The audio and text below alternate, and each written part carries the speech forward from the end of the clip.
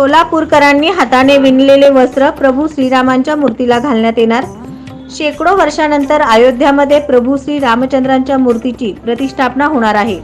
त्या मूर्तीसाठी सोलापूरकरांनी हाताने विणलेले वस्त्र प्रभू श्रीरामांच्या मूर्तीला घालण्यात येणार आहे। हे आपणा सर्वांसाठी भाग्याचे लक्षण आहे।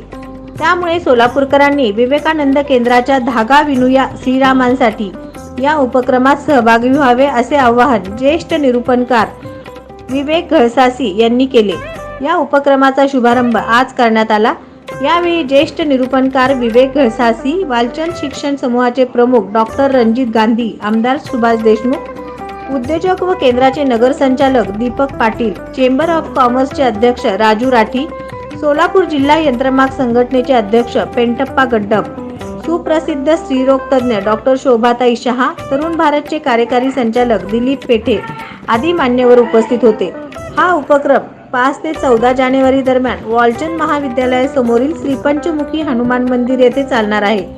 सकाळी 8 ते रात्री 8 वाजेपर्यंत हा उपक्रम चालणार असून सर्व सोलापूरकरांनी यात सहभागी होण्याचे आवाहन विवेकानंद केंद्रातर्फे करण्यात आले।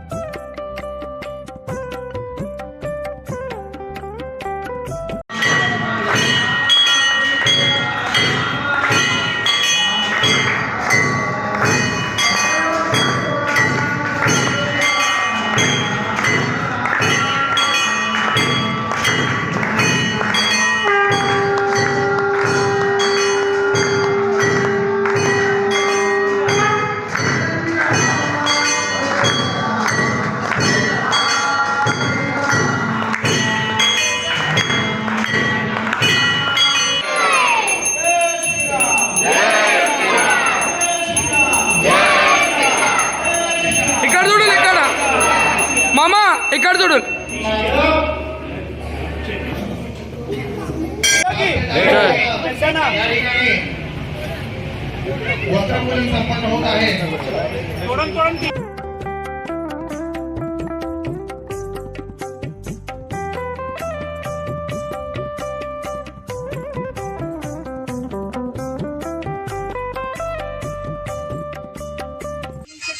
जय श्रीराम।